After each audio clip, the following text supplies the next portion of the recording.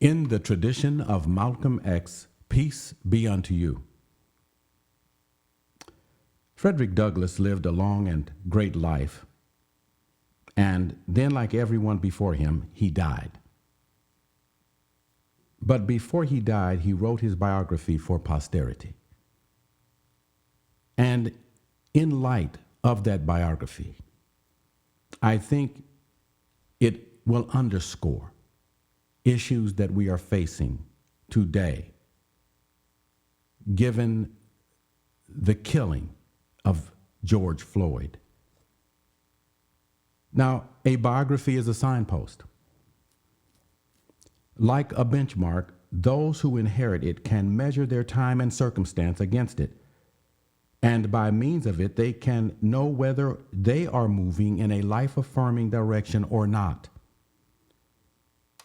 Frederick Douglass's biography describes in detail his life as a child slave on a Maryland plantation, how he went naked and barefoot as a child, how he went hungry most of the time, how he slept on the cold, hard ground in winter wrapped in a potato sack, how he lost his mother, how the loss of his mother destroyed his relation between his brother and sister, how he could never establish affectionate relations with his grandmother, and how he never knew for sure who his father was. But for us, there is in his book an even more timely description. It is also a benchmark bearing directly on the homicidal pathology of some police in the United States today. If you are confused about the mass murder of innocent black men and women that has swept across America for over 100 years, then Douglass's biography will defog your mind, your understanding. We should use his narrative as a benchmark today to measure whether or not more life-affirming change is necessary, or whether it is worth staying in the United States another damn day. In chapter 4 of Douglass's autobiography, he describes murders committed by a homicidal, psychopathic overseer by the name of Mr. Gore. The job of the overseer was to protect the property interest of the slave owner. He was the driver man who systematically worked the slaves so that the owner would make a profit on his crops and so that he could be promoted up the ladder of the overseer profession. His job was to be cruel, malicious, mean, to be a despot over the master's slaves, and to punish them at the slightest infraction, even to punish slaves when he was wrong or for no reason at all. On one occasion, Frederick Douglass witnessed a slave whipping. The slave's name was Demby. Demby was being whipped, and to avoid the pain of his whipping, he got off his knees and he ran. He ran to a creek and jumped into it. Demby jumped into the creek and stood there. He did not make a threatening move against the overseer. He didn't raise his hand. He didn't throw a rock. He didn't pick up a club. Demby didn't even curse the overseer. The creek water was shoulder high on his body. But standing at the creek bank, the overseer, Gore, gave him until a count of 3 to come out of the water.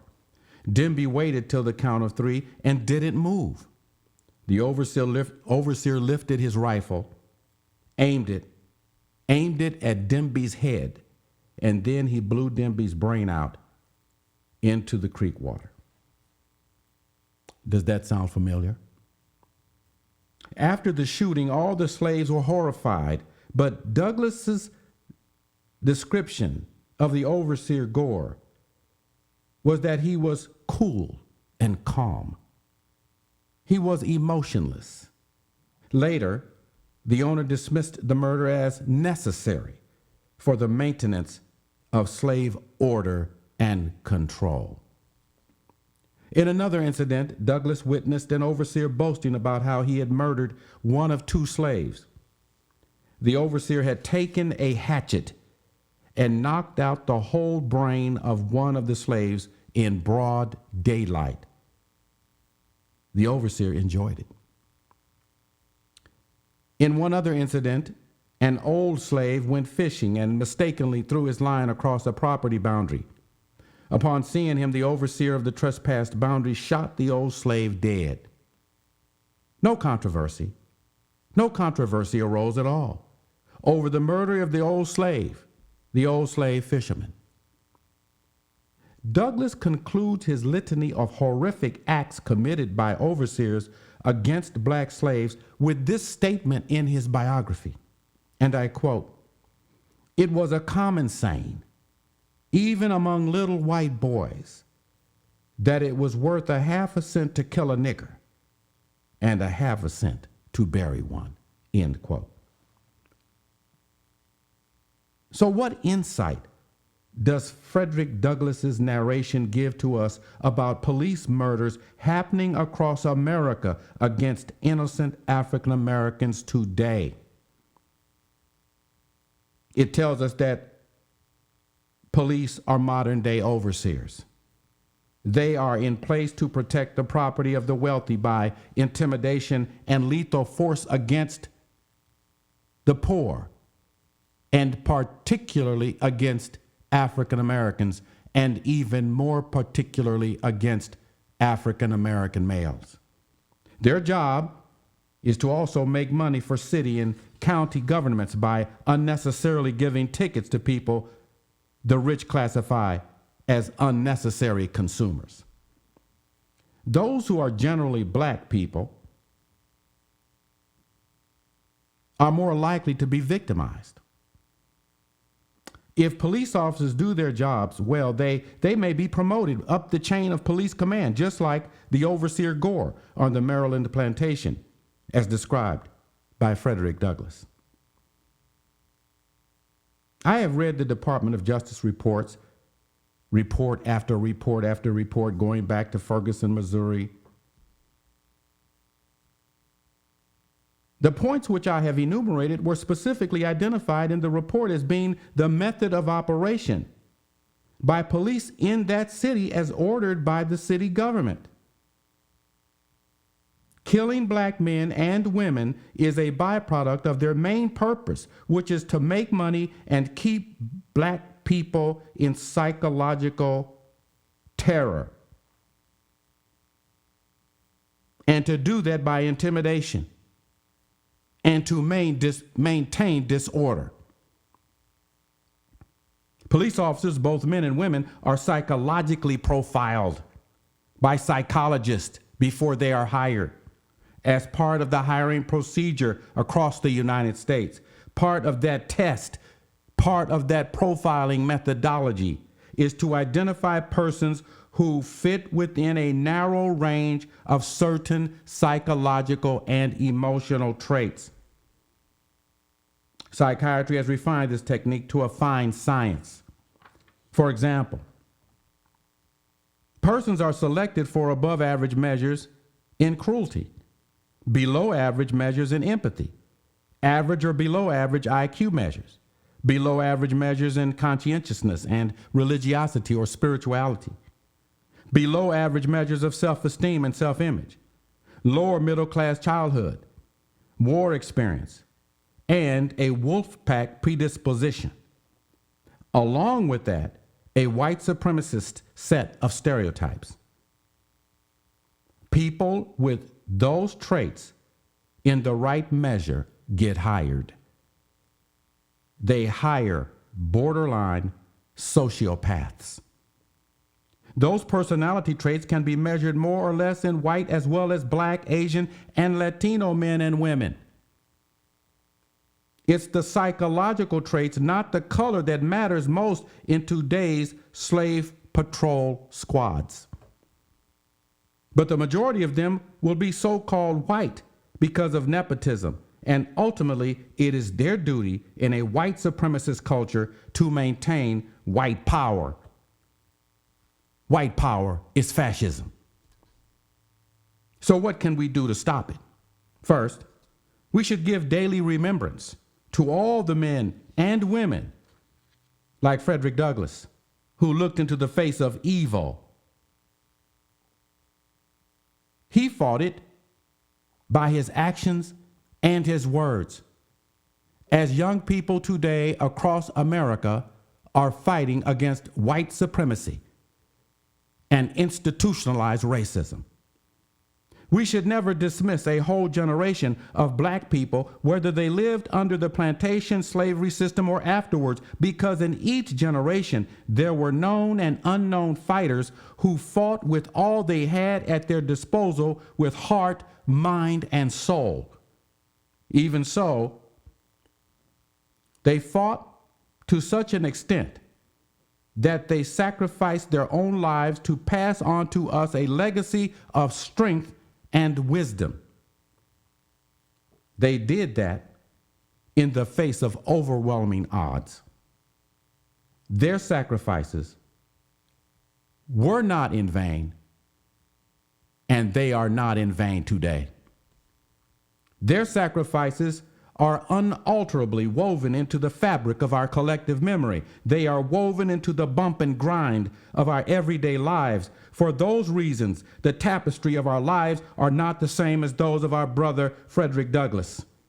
For those reasons, we live better lives today, even though we have a long, long uphill fight ahead of us. But the world is responding as we fight individually and collectively. We should remember that we are a minority in the United States. We should remember that no one stands for us but us. No other ethnic group will fight our fight but us. Most often, they stand far away from us as possible. And most of the time, we stand alone, individually, and sometimes in association. But alone, we must fight and win our fight. We should also remember that the United States elite are now embroiled in a historic global currency battle. The stakes for them are measured in trillions of dollars, and in whether or not they will have military dominance over all the nations on earth for the foreseeable future. In relation to that war, we are, in their list of things to do, a microscopic issue for them. We are to them more an annoyance, not a threat. We are the problem they caused, but a problem which will not go away. In fact, to make the demonstrations go away, the order has already come down to put police officers who cannot excuse excessive force in jail to avoid protests and marches like those that occurred in Ferguson and now in Minneapolis and nationwide and worldwide. The fact is that their nationwide police forces are in place to keep us under control so that America's elite can concentrate on enslaving all nations. America is struggling to stay on top without having to blow up the whole world in order to do so, but America is losing its struggle to stay on top. But be that as it may, the elite are powerful. Their military and their materiel are unparalleled in world history. They brag about their killings like the overseer in Douglass's biography who bashed out the brain of his slave with a hatchet. He felt his power, that he was the master of all the slaves, and that even God could not stop him from killing a slave. The elite now call themselves not just masters of the world, but masters of the universe.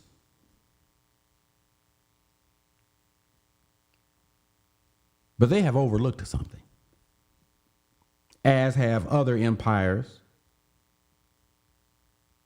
in the past. Corruption comes with a price. Never has there existed a nation or culture or people with such depravity of spirit and soul as that of those who ruled the United States and who played the global game of conquest. It is a proof of the old saying that power corrupts and absolute power corrupts absolutely, end quote. But they are paying a price. They have lost their souls. And all the gold and power can never buy their souls back.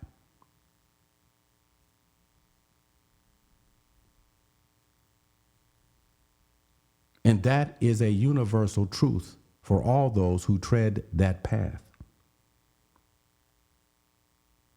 And don't be fooled. They do not believe in divine power. They do not believe in God. They have put themselves in the place of God. They have put their image of God at the center of their culture, and it is called white supremacy, not divine supremacy. And they are sworn now to evil. And for that reason, what is divine has called them out. Now we shall see who really is the power and the glory. We shall see who is the master of all the worlds. And so I'm going to conclude this short talk with you with some insider information. The most vicious dog can be brought down by the bite of a single flea.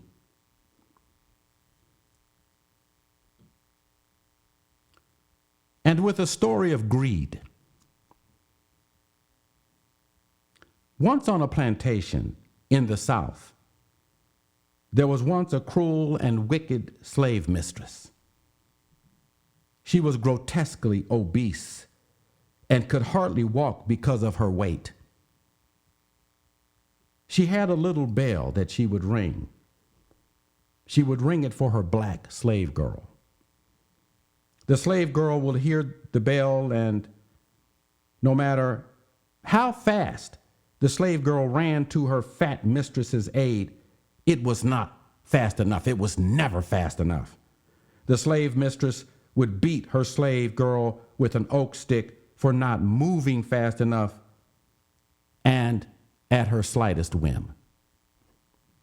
The mistress wouldn't feed her slave girl much, and so the slave girl was so malnourished that her bones shone as though she were a living skeleton. People would see her half naked, fighting with the pigs in the alley for the slop thrown out to the pigs, and they would laugh at her. But even then, the bell would ring, and she would hear her slave mistress cry out, "Bring me some cake. Bring me some cake right now." So the slave girl would run as fast as she could to the kitchen, cut her mistress a big, big piece of cake, and put some ice cream on top of it too. The mistress would whack the slave girl for being slow, of course. The slave girl would stand by and watch her mistress eat her big slice of cake and ice cream. And the slave girl would smile. It was the only time that she would smile and watch the mistress eat her ice cream and cake. I am Dr. Stephen Nur Ahmed. Peace be unto you.